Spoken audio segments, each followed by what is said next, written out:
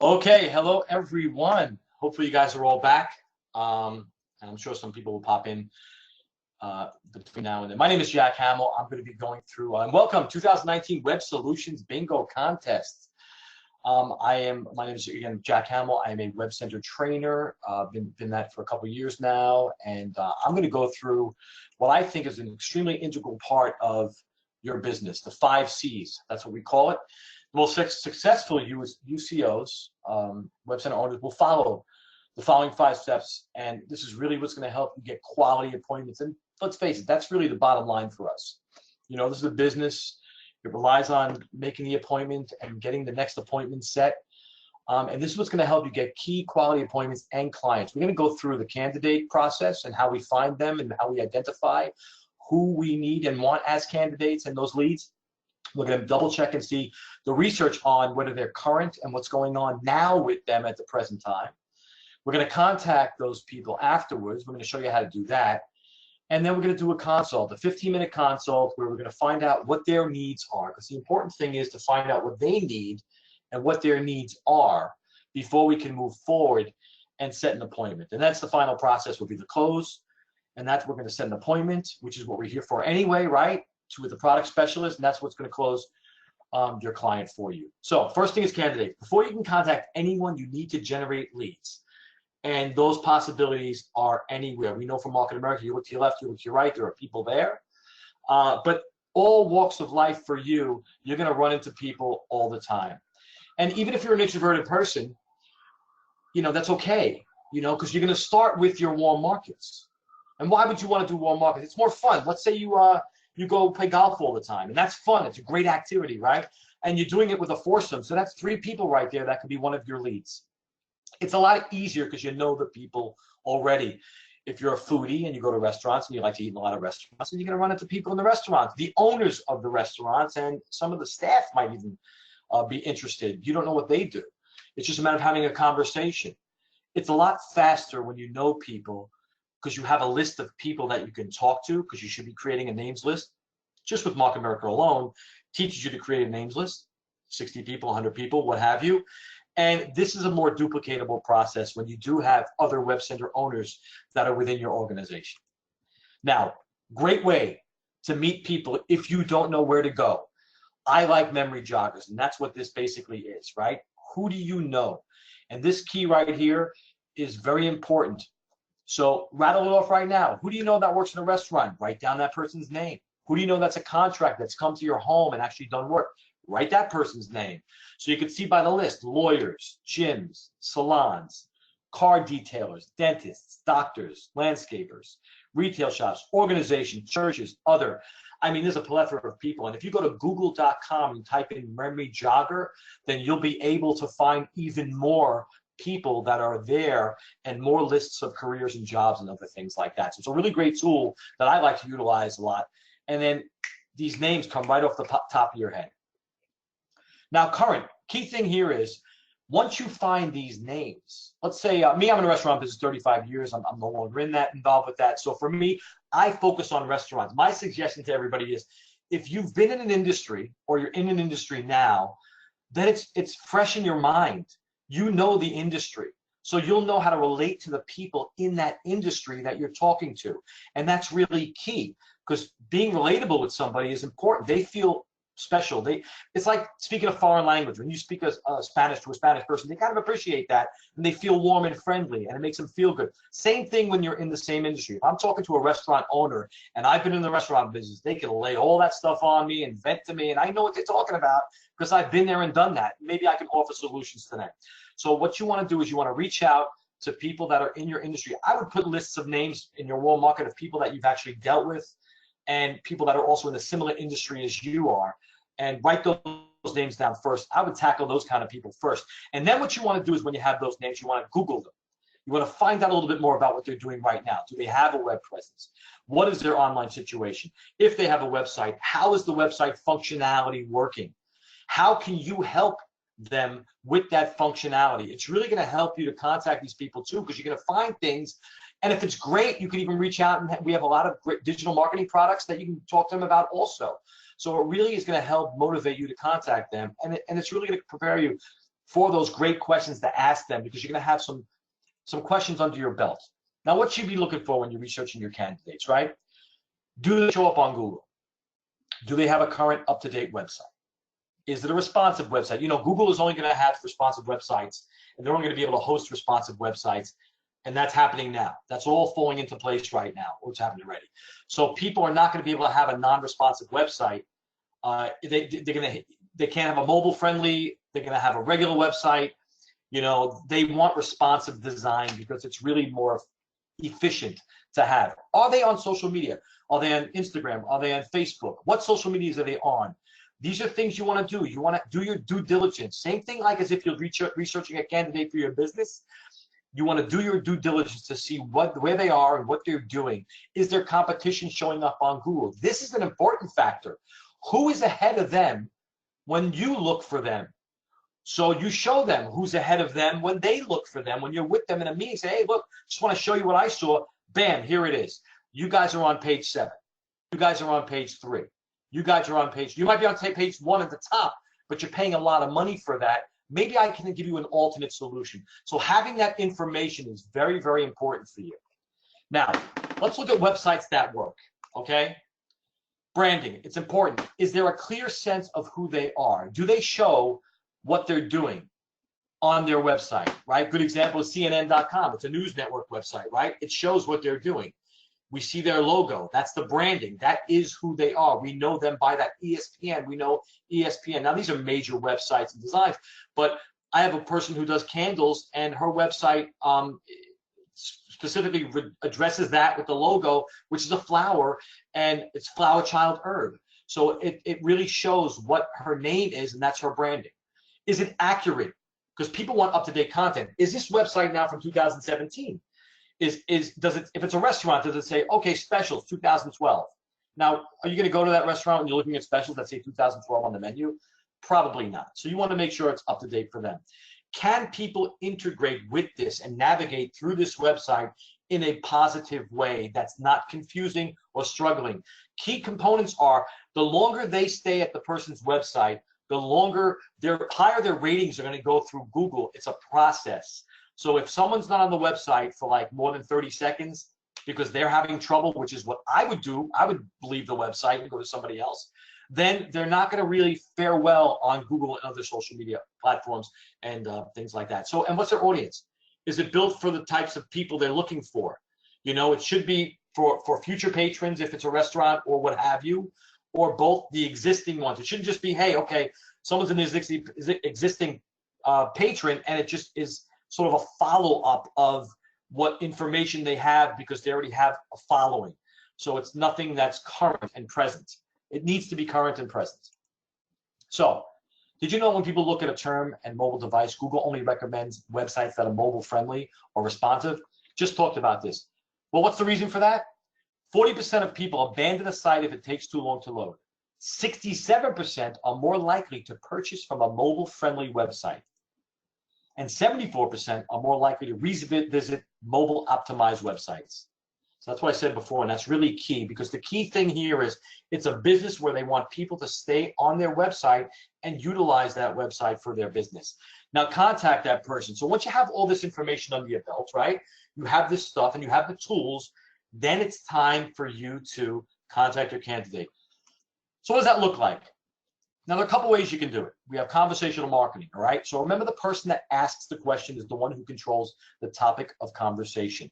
Now, there are a lot of ways we can talk to people. We can talk on a social platform. How's work? How's business? Is your website helping with that? There are questions that you were going to ask them, because you don't want to open-ended questions where they're not going to be able to actually give you an answer, or they can cut you right down. You want to give them a question that's going to give you an answer that they're going to be able to give you. If I'm asking questions about their business and website, then guess what? We're going to talk about their business and their website. That's the key thing. Now, a power statement is here. What do you do? These are key things. You can make a note of these, right? Well, I work with a great company that helps businesses save money and business expenses while increasing revenue. That's just a regular minor in Web Centers. If you're a pro, I'm a marketing consultant that helps businesses save money and business expenses while increasing revenue. I like to say, hey, my name is Jack Hamill. What I do is I help businesses increase revenue while decreasing expenditures through the power of the internet. And that kind of gives a broad statement that people can actually utilize my services in much, much more than just having a website and web design. It really encompasses the whole web solutions. So that's something great. So when do you book a 15-minute consultation? So let's say you've asked about 3 to 5 questions and have a pretty good handle on what's wrong. Then your next question, you're going to get questions from your prospect that are going to be buying signs. Hey, it's time to offer. They may say, "Oh, you know what? Well, this is great. This may be a good fit here. This may be something I'm interested in." So you got to understand that those questions, the more questions they ask actually to you, the more interested they are going to be. If they brush you off and say, "Well, I ain't got time right now," or maybe you give me a call later, or let's set up another time, then you know that they're really not interested. But the more questions that they ask you, then it's really time for them to get a 15-minute consultation for you and offer that solution at the time. So where you're going to find that their responses fall into one of these categories. They don't have a website. Well, that's great. Now you can help them. That's fantastic. Hey, I don't have a website. Oh, great. You know what? I have a lot of ways that I can help you by creating a website. So that's fantastic. Hey, the website's doing terrible. Even better, because now, oh, you know what? It's doing terrible. Well, let me see what I can do to help you. You got 15 minutes. I could sit down with you, go through all the things you don't like about the website, and then what I can do is I can tell you how I can help you. I'm working on it. Great, great. How long have they been working on it? Ask them. Ask them the questions. Who's doing it for them? Is it you? Is it a family member? Do you have a company doing it? What's taking so long if it's taking so long? And just engage in the conversation. Show them that you're interested and that you care about them. Hey, the website's doing great. That's fantastic. Then you can ask a few questions. Hey, worst case scenario, just follow up in 6 months and see how it's going. That's great. Who do you have doing marketing for that? Are you getting a lot of hits on your website? Are people coming to it?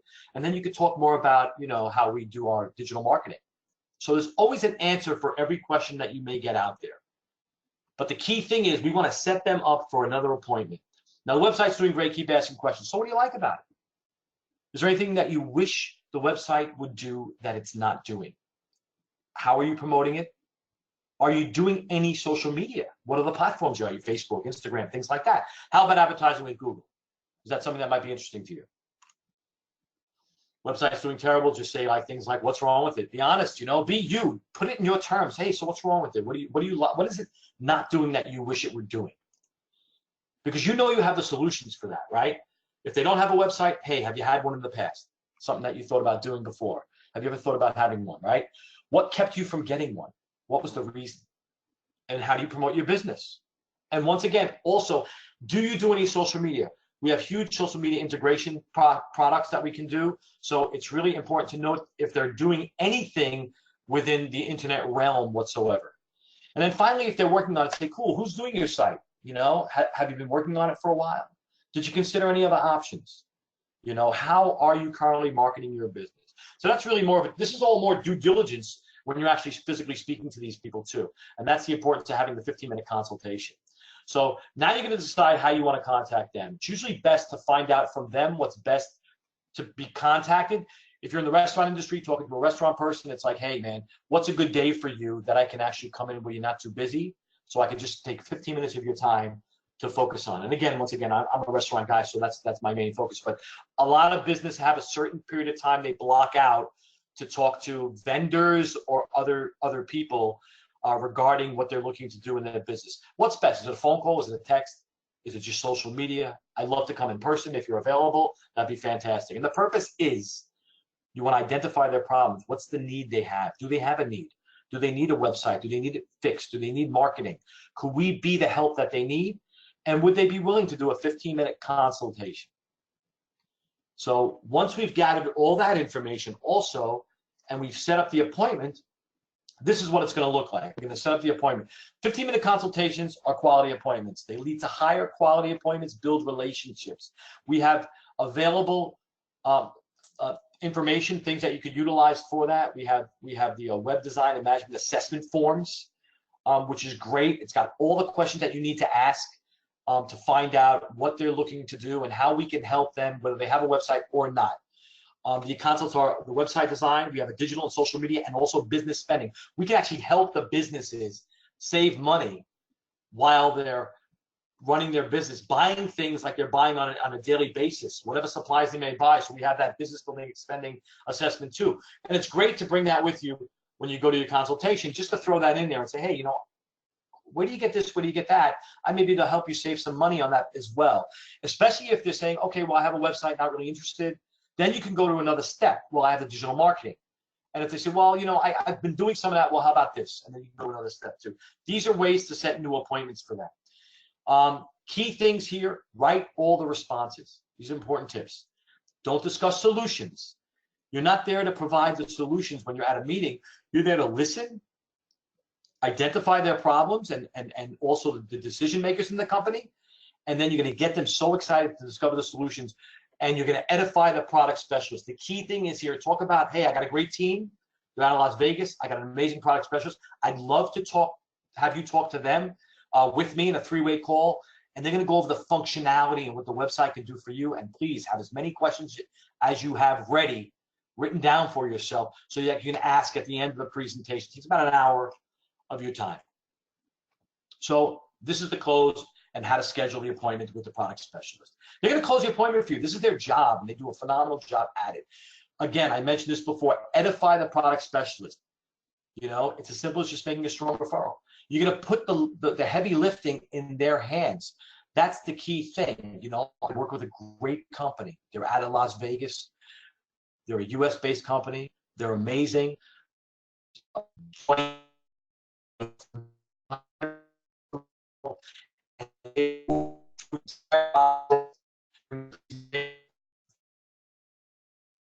Satisfied and you want to have the product, then they'll walk you through that from that point on.